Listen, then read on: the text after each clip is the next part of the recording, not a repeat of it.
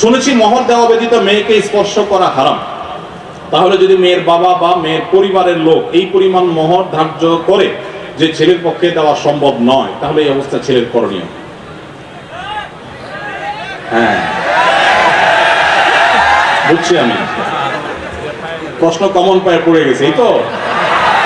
আচ্ছা শুনেন, যারা ঠিক ঠিক করছে এইসব হয় আবিয়াত্তা পুরুষ, আর না হলে বিয়ে করে বেচারা ভাইসা গেছে। শুনেন, ভালো করে শুনেন। প্রথম কথা হলো যে মোহর দেওয়া ছাড়া স্ত্রীকে স্পর্শ করা হারাম, এই কথা ভুল। প্রশ্ন যিনি লিখেছেন এটা সঠিক কোনো কথা না। মোহর ধার্য করলে সেটা দিতে হবে বাধ্য। আল্লাহ বলেছেন ওয়াতুন নিসা সাদুকাতিহিন্না নিহলা, তোমরা তোমাদের স্ত্রীদের মোহর পরিশোধ করে দাও, এটা তাদের প্রাপ্য অধিকার, এটা দিয়ে দিতে হবে, এটা ক্লিয়ার। তবে সে দেওয়াটা আপনি নগদে দিতে পারেন, পরেও দিতে পারেন।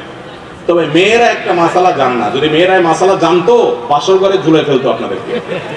মাসালাটা হলো, যদি কোনো মেয়ে দাবি করে যে মোহর যা ধার্য হয়েছে, আপনি আমার স্বামী, সবই ঠিক আছে, আগে মোহর ফেলেন তারপরে সামনে আগান, এটা যদি কোনো মেয়ে বলতে চায়, ইসলাম তাকে সম্পূর্ণ সেই অধিকার দিয়েছে।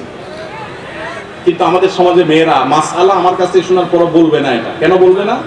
কারণ আমাদের সমাজে পুরুষগুলো এমন রাক্ষসের মতো এবং এমন জালিম, এমন অত্যাচারী, বেশিরভাগ, সবার কথা বলছি না, যে এই কথা যদি মেয়ে বলে বাসর রাতে, ঠিক আছে স্বামী, সবই ঠিক আছে, আপনার সাথে আমার বিয়ে হয়েছে, সব ঠিক আছে, মোহর ধার্য হয়েছে, এটা আমার প্রাপ্য, আল্লাহ কোরআনে বলছেন, অতএব এটা দিয়ে দেন।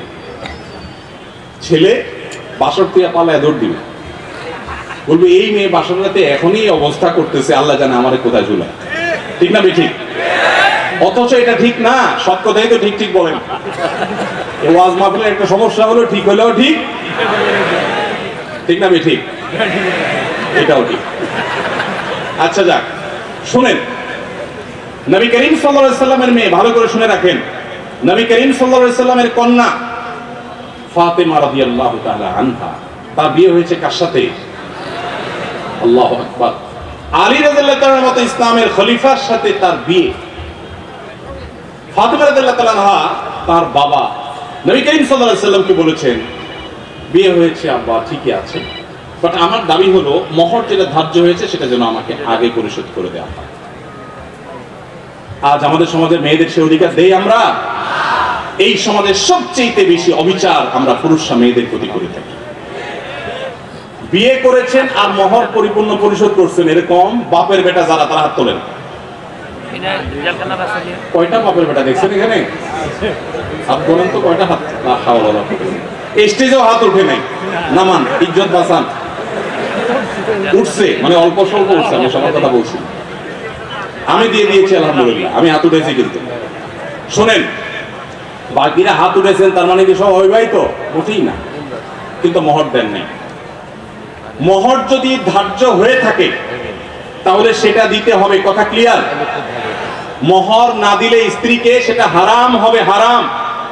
আপনি পাওনাদারের পাওনা না দিলে যেরকম হারাম হয়, স্ত্রীর মোহর না দিলে সেটা গুনাহ হয়। হ্যাঁ, পাওনাদারের পাওনা যেরকম আপনি সময় নিয়ে তার কাছ থেকে 1 বছর 2 বছর পরেও দিতে পারেন, স্ত্রীর মোহরটা এরকম পরে দিলেও আদায় হয়ে যাবে। বাট যদি না দেন, মেরে দেন, যে আর স্ত্রী আর কি দিবে, সেটা আমার ঘরওয়ালি, তাহলে কিন্তু আপনি ধরা খেয়ে গেছেন। কথা কি বুঝে আসছে? অনেক আমাদের দেশে মেয়েরা এত সহজ সরল, অনেক ছেলে আছে এমন বাটপারের বাটপার, বাসর রাতে বউরে বলে, দেখো এখন মোহর তো ধার্য করছে মুরব্বীরা 10 লাখ, আমি তো 20,000 টাকা বেতনে চাকরি করি, কোত্থেকে দিব এত টাকা?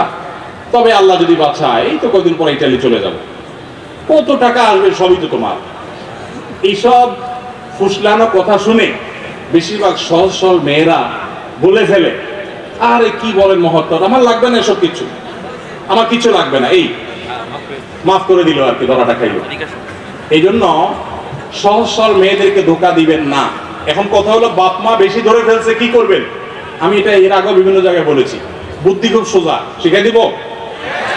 যদি মোহর বাপ মা 10 লাখ 20 লাখ ধরে থাকে, এখন আপনিও রাজি হয়েছেন, আপনি রাজি হয়েছেন কেন? আমার বিয়েতে মোহর নিয়ে যখন আলাপ হয়, আলহামদুলিল্লাহ আমি নিজে কথা বলেছি, আমি বললাম দেখেন এর বেশি আমি পারবো না, আপনি অযৌক্তিক একটা ফিগার ধার্য করবেন, এটা আমি পারবো না, আমি যেটা পারবো সেটা দেব। এখন আমাদের সমাজে মহরটা হয়ে গেছে ফ্যাশন। 10 লাখ, 20 লাখ, 50 লাখ, ওই ছেলেদের পেটের উপরে পাড়া দিলে 500 টাকার নোট 2-4টা বাইর হবে না, কিন্তু মহর হলে 50 লাখ। আর মেয়ের বাপরা, অনেক মেয়ের বাপরা বিয়ের মহর আনা বিশাল বড় একটা ধরার ভিতরে বিরাট বড় বাকাওয়াতি মনে করে। অনেক মেয়ের বাপরা এরকম করে। হাদিস শুনেন মেয়ের বাবারা, নবী সাল্লাল্লাহু আলাইহি ওয়াসাল্লাম বলেছেন, ইন্না আযমান নিকাহি বারাকাতান আইসারুহা মাউনা, সবচেয়ে সেই বিয়েটা বরকতময় হয় যেই বিয়েতে মহর সবচেয়ে কম হয়। ভালো করে শুনেন মেয়ের বাবারা, যেই বিয়েতে মহরের পরিমাণ কম ধরা হয় সেই বিয়ে বেশি বরকতময় হয়। আমি এর আগেও বিভিন্ন মাহফিলে চাক্ষুষ হাজির করেছি। যারা মুরব্বী আছেন এখানে খবর নিয়ে দেখেন, 10 টাকা, 15 টাকা, 20 টাকা মহর ধার্য করা হয়েছে। আপনি বলবেন সে আমলের 15 টাকা, বুঝলাম সে আমলের 15 টাকা, এখনকার 15,000 টাকা বা 1.5 লাখ টাকা, এর বেশি না। তখনকার 15,000 এখন 15 কোটি সমান তো আর না। কিন্তু তখনকার ওই 15 টাকার বিয়ে যতটুকু টিকছে, এখন 50 লাখ টাকার বিয়ে অতটুকু টিকে না। অনেক বাপ মা মনে করে এটা বোধহয় বিয়ে টিকানোর একটা উসিলা, এই জন্য যত বেশি ধরবো বিয়ে তত টাইট হবে। না, এগুলো সঠিক কথা না। এটা প্রথম কথা। দ্বিতীয় কথা হলো 15 লাখ, 20 লাখ, 10 লাখ, 50 লাখ বাকাওয়াতি করে জাহির করলেন, আপনার মেয়ে 1 টাকাও পারে না। মানে কি? যতটুকু ধার্য করা হবে ততটুকু দিতে হবে। এই জন্য ছেলেরা যদি কোনো কারণে মুরব্বীদের কথা ফুসলানিতে পড়ে আপনি রাজি হয়ে থাকেন, রাজি হয়ে গেছেন 20 লাখে সই করে দিয়েছেন, রাজি হয়ে গেছেন, এখন আপনার বাঁচার উপায় আছে একটা, হয় পুরা টাকা আদায় করে দিবেন, আর না হয় বউয়ের কাছে একটা দরখাস্ত লিখবেন। কি লিখবেন?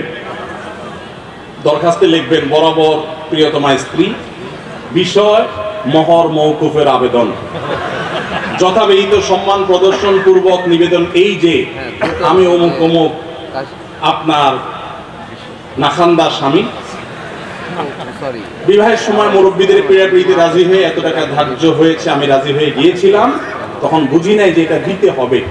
এখন যেহেতু জানলাম এটা দিতে হবে, আর এত টাকা দেওয়ার ক্ষমতা আমার না, আমি গরিব মানুষ, অতএব অনুগ্রহ করে আপনি সেখান থেকে কিছু কমায়া দিয়া বাধিত করিবেন।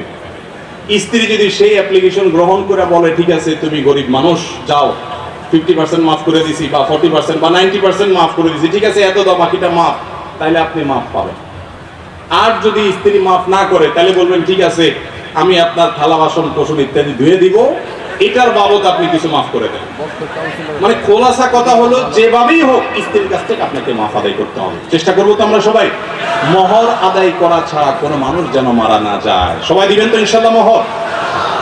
মহর আদায় করে দিবেন। বেশি হয়ে থাকলে স্ত্রীকে বুঝান। আমি যদি একটু রসিকতা করে বলেছি, আপনি বুঝান স্ত্রীকে, দেখো বেশি হয়ে গেছে, তুমি তো দেখতেছো আমার অবস্থা, এখন তুমি একটু স্যাক্রিফাইস করো, আন্ডারস্ট্যান্ডিং করেন। সে যদি কমায় দেয় তাহলে সেটা জায়েজ আছে, কোনো অসুবিধা নেই। এই জন্য কাঠি কিন্তু বইয়ের হাতে, যাদের মহর বেশি ধরা হয়ে গেছে বইয়ের সাথে বেশি তাফালিং করবেন না, নরম নরম সুরে মাফ করায় নেবেন।